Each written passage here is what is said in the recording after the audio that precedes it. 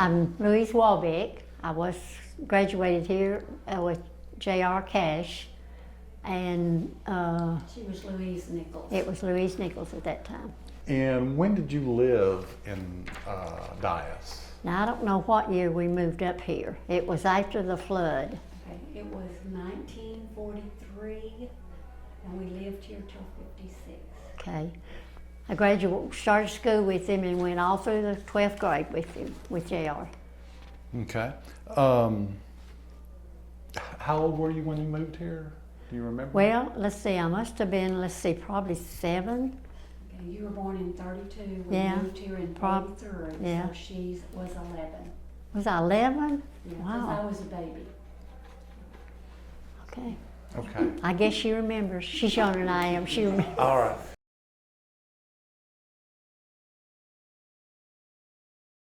So yesterday when we were talking, you had mentioned that you were JR's first girlfriend. I was. Tell us a little bit about that story. Well, all through school, I guess JR most of the time claimed me, and I was just so bashful, you know, didn't have anything to do with anyone hardly. But anyway, every time we would go to assembly or anything like that, JR would always want to hold my hand. So we had a program, he and I was always in all the programs that we would have. And so this one particular day, we was in class, and they said, well, it's time for you to go.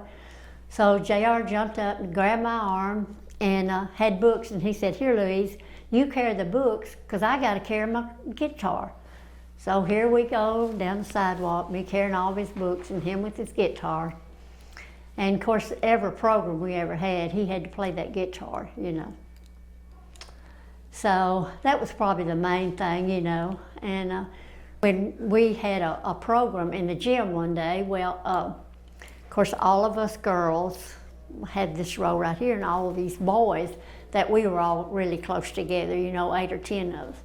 Well, anyway, all the girls were there, you know, and they were back to start, and the boys behind us was just a giggling, you know, and going on. And of course, we told JR he was the one that done it, but, you know, of course he wasn't, you know. He said everybody else was.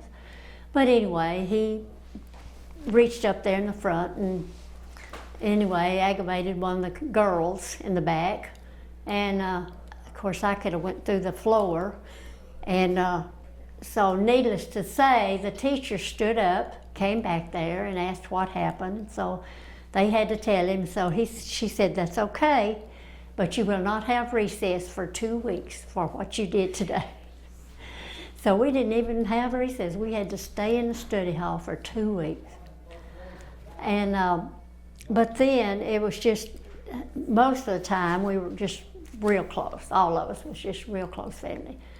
When, let's see, when we graduated, we took a school bus, and they were only 13 of us that graduated. You know, they were a little more than that in the class, but some of them had left. And so anyway, that and all the teachers and everything, our sponsors, got on that bus and went to Chattanooga, Tennessee. And on that bus, about 200 miles away. But anyway, wasn't a whole lot to do, you know, to go to that Lookout Mountain, things like that. But every step we made, of course, JR had to grab my shirt tail or hold my hand or, you know, something like that. And then after he went to service, well, he told me, he said, he come and told me that he was going to have to go to service, go to the Army. And I said, do you have to go? And he said, yes, I have to go. But he said, you'll wait for me, won't you? And I said, oh yeah, you know, 18 years old, you know, and you thinking about marriage? No. But anyway, he went on to the service, and he did write to me every now and then, not a whole lot. He would send me pictures of him. I think you seen one a while ago. And so anyway, when he was on furlough one day, well, he came to the house, and of course, you know, we had that big old iron fire for wood, you know, that was our heat. And I remember I was standing behind there when he came, and he had an old truck, and I don't know where he got it, but he had an old truck, and so he came. So I was standing up behind that stove, and so he came, and of caught my hand, and he said, I brought you something. I couldn't imagine. I couldn't imagine what he was going to bring. So anyway, he pulled out this little package, and I opened it up, and it was a compact, that has your powder and all that kind of stuff in it. And he said, I brought this to you because I didn't have the money to buy an engagement ring. And he said, would you wait for me? And I said, oh, sure. So, but anyway, he did go back home, and he came several times to play down in Texarkana. And one particular time we went when he was there, and of course they insisted, more especially them sisters of mine, that I go in the back, so we could talk to him. So anyway, we did. I went in the back, and so JR got out there and started singing, and he said, well, my girlfriend was supposed to be here, but said, I don't see her. And so one of the men back there said, well, she's here, but she's not coming out. And he said, oh, yes, she is. So anyway, he came out there and got me and put me out there on that stage in front, how many thousands of people out there, But anyway, he introduced me, as his girlfriend. But then when he went back to service, I didn't hear from him very often after that. One other time we went with him when he had a show. But then after that, well, he was overseas, and that was when he married his first wife and had those beautiful 4 girls. Is that what, 4 or 5 girls?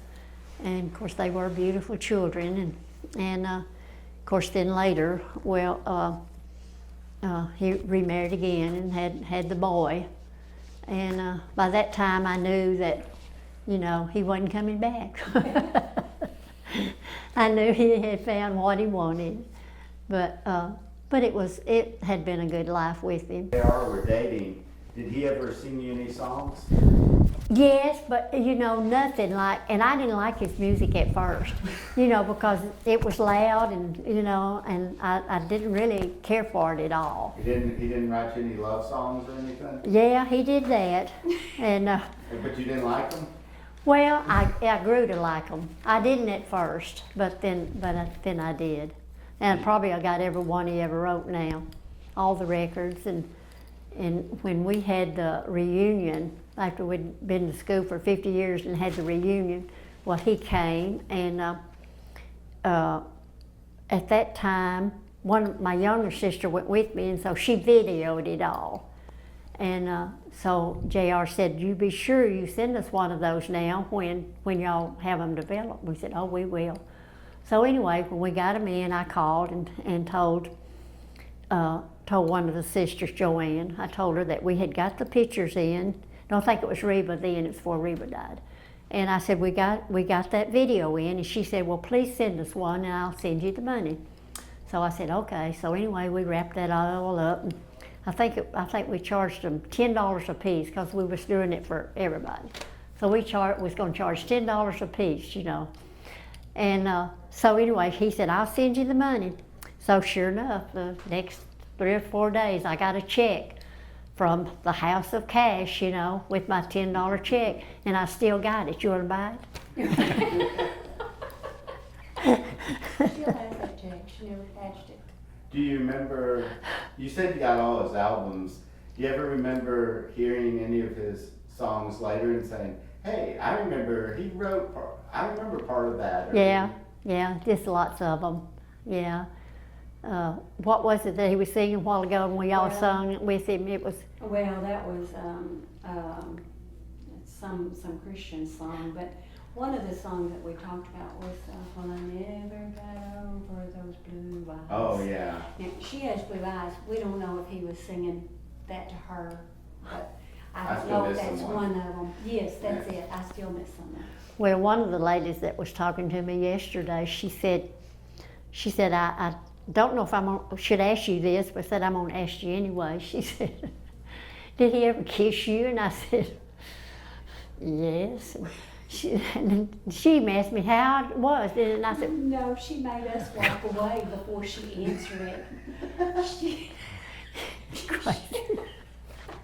I told y'all. Do you, you mentioned that he had written some letters to you while he was in the military. Right. Do you still have those letters? Now, when I was going through all my stuff, y'all, I have got drawer after drawer after drawer in a spare bedroom, and it's full of everything. And I really meant to go through and to get more stuff than what I did, but I really didn't think this was going to be such a big deal.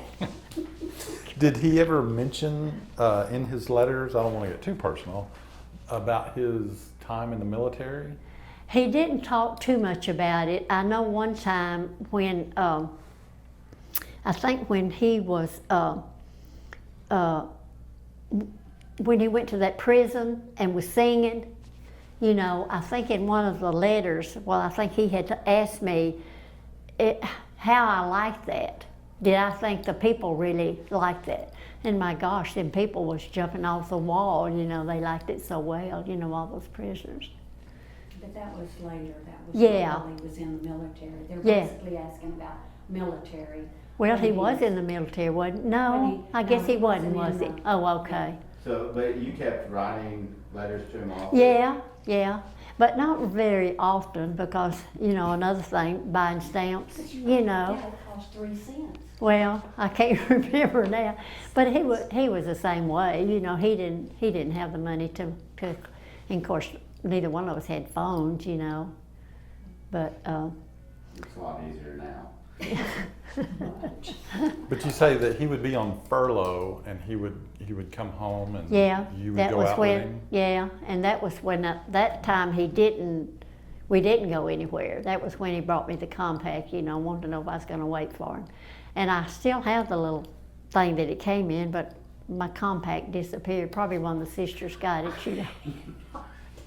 Do you remember what color it was, or? Yeah, what it was, looked like? yeah, it was a darker blue, maybe a navy blue.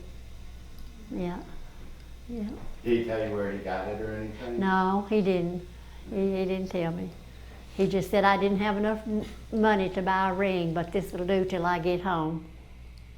But see, then he forgot me.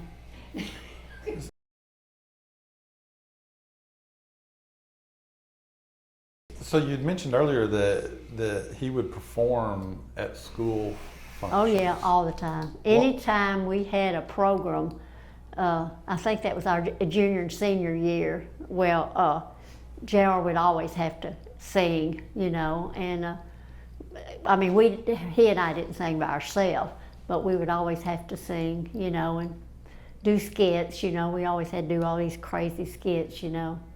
What type of songs would he sing? You know, right off, I can't remember just what it was. Seemed like there was one that was just real loud and fast, and of course all of them kids out there, you know, just hollered and hooped, but I don't really remember what the name of them was. I figured probably then it was more church music. Well, No. see, that was another While y'all were thing, in yeah. High school. Talking So, about go ahead now. church, whenever he decided that he was going to make that his business, that he was going to sing, be an entertainment, well, he went to Memphis to the Sun Records. And of course, that's what he played, religious music. And so the man there that was doing that, they said, son, you'll never make it with religious music. He said, you're going to have to go home and do some pop music, or, you know, something. Said that Christian music will not go over at all. And of course, by that time, Elvis was doing the other kind of stuff, you know. And but anyway, when JR had come home then, well, that's what he said. He said he told his mom and daddy, you know, that he wasn't going to make it on account of that.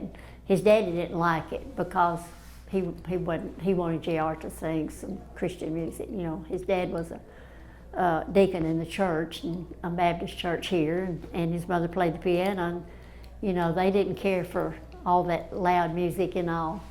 But JR started playing it, and then they finally did accept it, you know, with him. And of course, it didn't take him long to really get going, you know.